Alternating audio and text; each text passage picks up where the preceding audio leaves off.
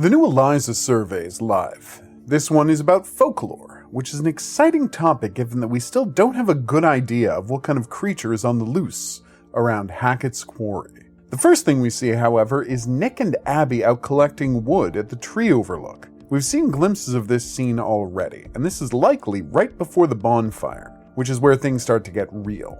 Will they also come back to this area for their nighttime makeout scene that ends with Nick getting clobbered and Abby screaming? Probably. But for now, we've just got Pleasant walking in the woods at sunset. Oh, and a couple of frames of worried Nick at the end.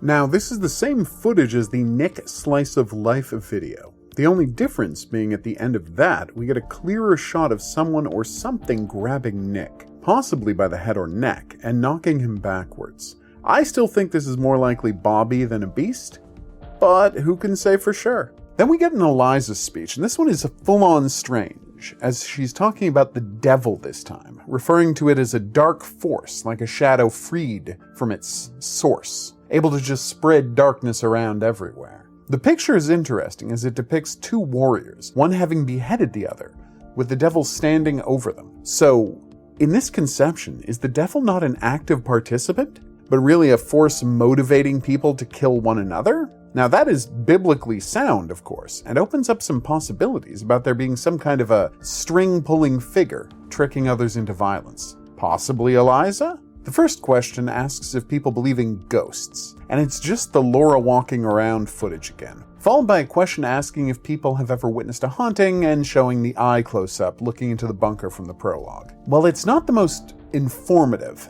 the "does the spirit attach itself to people or places" question gets us our most dramatic visual of the lodge yet, and I can't wait to start exploring this place.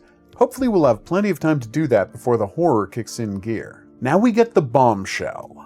Laura locked in a cage, her face covered in dirt as Travis looms over her looking sinister. At this point, has she been down there for a month and this is how we discover her again in the game? Or are we going to check in on her from time to time in the main story, coming back from the 7 lead characters to check in on what's going on with Max and Laura in their parallel timeline? That would be hugely ambitious, and now I kind of really want it to happen. This could also explain the backpack Laura shot from the trailer. At some point, will she escape the cage and go running off into the night? Possibly meeting Eliza? Okay, that one's a bit of a stretch. The next scene seems to be in Eliza's trailer, showing us her gramophone, then checking in with the curator, who has dropped by for a visit. I know it's a little crazy that I keep insisting that this Raven is the curator, but isn't it way more far-fetched that it's simply a coincidence that, for absolutely no obvious reason in the game House of Ashes, they reveal that the curator can turn into a raven, and then in the next game they release there's a mysterious raven hanging around?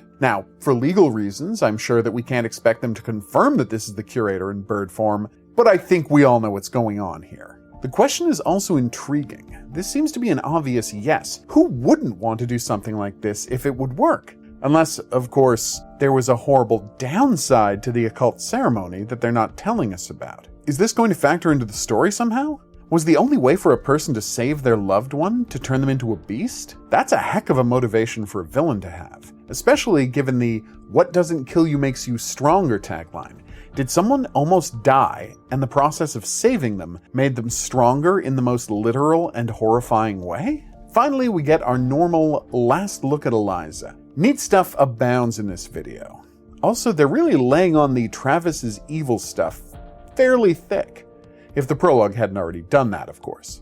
So, will there be a tragic reveal with him just trying to protect someone with all of these monstrous actions? Or is he really just a monster himself? I've been the Hidden Object Guru, thanks for watching. If you want to support the channel, you can always become a patron or buy one of my games on Steam. Special thanks go out to my patrons, Marissa, Brian, Joanne, and Eduardo. See you back here for the next thing, but until then, au revoir.